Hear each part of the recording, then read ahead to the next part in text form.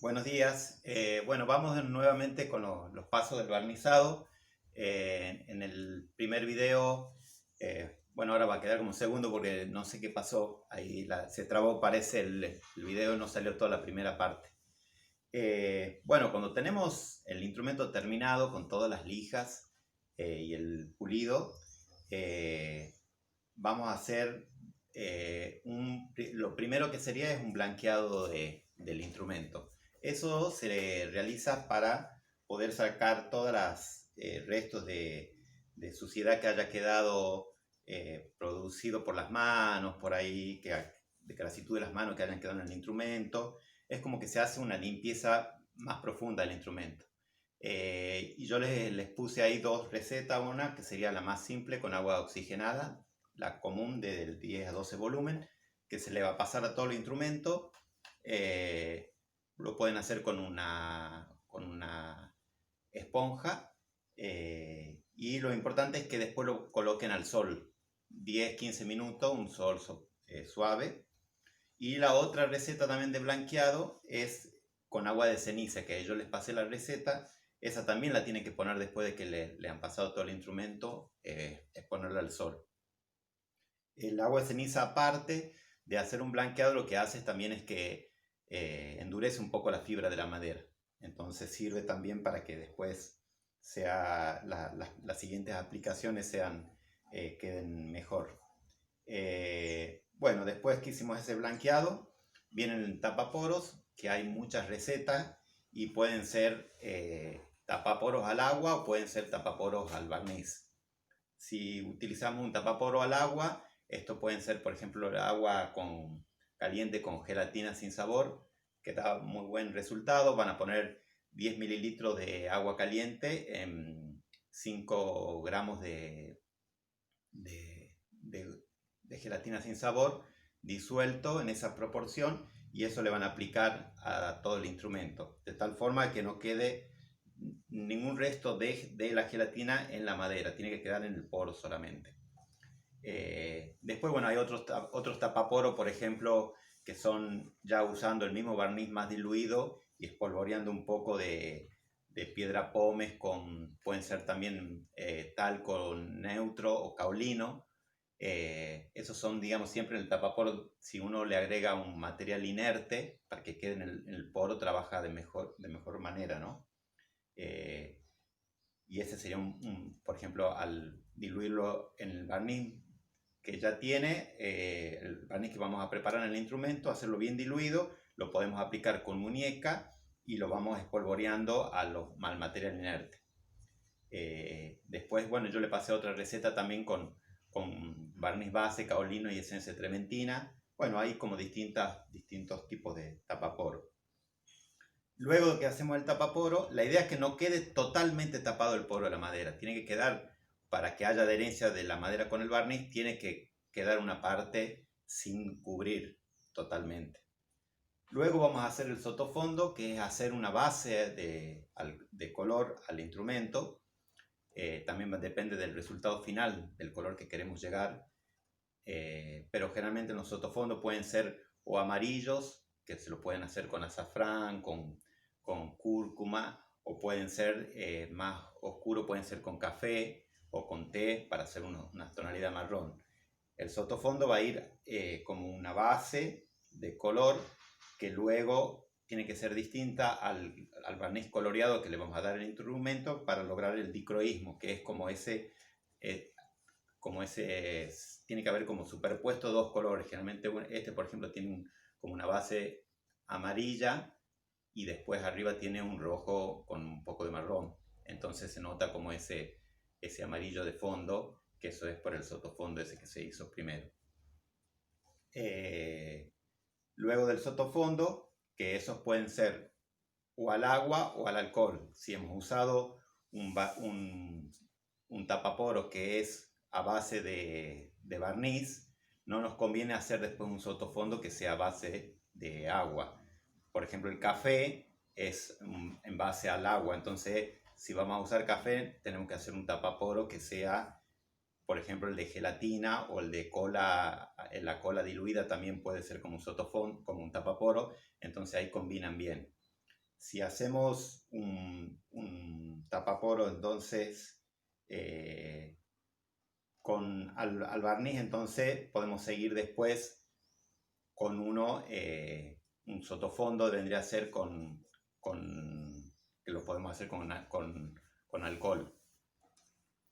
Generalmente los sotofondos lo hacemos, eso nos va a servir después para el mismo barniz, para colorear el barniz, que sería, se colocan acerrín de distintas maderas, por ejemplo el quebracho colorado da unos muy buenos rojos, el guayacán da unos marrones rojizos también que son muy buenos.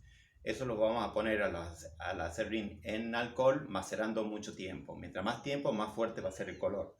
Lo podemos ayudar un poco también poniéndolo a baño María, pero eso, mientras más tiempo, como les decía, va a ser más fuerte el color. Una vez que lo tenemos bien concentrado, después una forma para que el color que perdure en el tiempo, podemos usar un mordiente, ponerle un poco de alumbre, o también lo que podemos hacer es ese alcohol que está con el colorante, con el acerrín, lo vamos a colar y lo vamos a poner en un recipiente y le vamos a prender fuego hasta que se evapore todo el alcohol. Y después vamos a juntar lo que quedó y eso nuevamente después lo vamos a volver a poner en alcohol. Entonces de esa forma lo que logramos con ese quemado, logramos que el color sea estable. Esa es una forma bastante simple de hacerlo y nos queda el color estable con el paso del tiempo. Esa forma de extraer el color lo podemos usar para hacer un sotofondo o después para colorear el barniz también. Bien, después de hacer ese sotofondo, que la idea es que le demos 2 o 3 manos, por ejemplo si usamos un azafrán, podemos darle un azafrán o bueno, un café como le decía, 2 o 3 manos, y luego ya va a ir el barniz base, que llamamos que es el barniz que no tiene color. Yo les pasé ahí una receta de barnices, que la idea de un barniz, para que esté bien compuesto, hay que tratar de mezclar las resinas que son más duras con una más blanda, con una elástica. El barniz tiene que tener muchas cualidades, que sea elástico, que sea transparente, que tenga una cierta dureza. Entonces vamos a tratar de ir mezclando distintos tipos de resina. Por ejemplo, la resina más dura puede ser, digamos, el copal, la colofonia, son de las resinas más duras. Después las resinas más blandas son la trementina de Venecia y el LMI. El LMI también es muy flexible. Eso lo que hay que tener cuidado porque esas resinas le dan flexibilidad al barniz, son más blandas, pero demoran mucho el secado del barniz. Y después las que estarían como más intermedias sería, por ejemplo, la goma laca, la sandáraca, son resinas que estarían como más en un término medio. Entonces por ahí está bueno buscar algunas recetas de barniz que tengan un poco de cada una, que nos van a dar distintas cualidades. Bueno, una vez que nosotros tenemos ese barniz base, vamos a colocarle depende de la densidad del barniz, pero más o menos 3 manos arriba del sotofondo, para separar ese sotofondo con el barniz después coloreado. Y vamos a separar una parte de ese barniz base y le vamos a agregar color. Tenemos que ir haciendo pruebas. Está bueno que ustedes tengan un pedazo de la misma madera que usaron para el fondo y para la tapa, en unos pedacitos de madera, ténganlo separado y vayan haciendo todas las aplicaciones que le hicimos al instrumento, le van haciendo en esas pequeñas maderitas. O sea, van haciendo el blanqueado, el tapaporo, el sotofondo, todo para ir haciendo pruebas para ver el color que queremos llegar.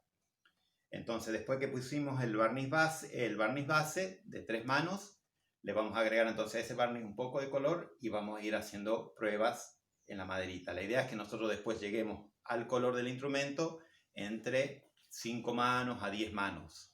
Depende del color que queremos llegar. Un detalle importante que para el fondo ustedes va a ir a favor de la ondulación, en contra de la veta. O sea, la aplicación con el pincel va a ser en este sentido, en el fondo, para la tapa a lo largo, ¿sí? Y en la faja, bueno, en la faja tiene que ser como la forma de la faja.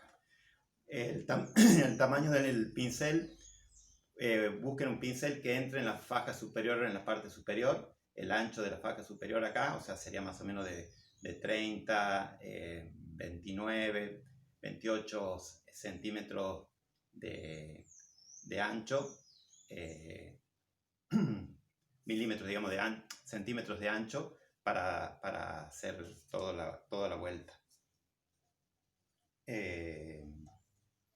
Bien, luego entonces del barniz base vamos a hacer el barniz con color, y luego que hicimos esas 10 manos vamos a hacer nuevamente unas 5 manos de barniz base de nuevo para ya separar el barniz que tenía color con esa capa incolora. La idea de esa capa incolora es que nosotros podamos después lijarlo al barniz sin que llegue a tocar la capa que tiene color. Entonces más o menos depende de la densidad, pero entre 5 y 10 manos también de ese barniz base arriba del barniz que ya tiene color. Con ese vamos a hacer toda una capa, o sea, entre 5 y 10 manos de una buena base para poder lijar. Ya en el video que estaba anteriormente está la parte esa después de que ya hicimos con todas las manos de barniz base nuevamente para hacer el lijado y el pulido.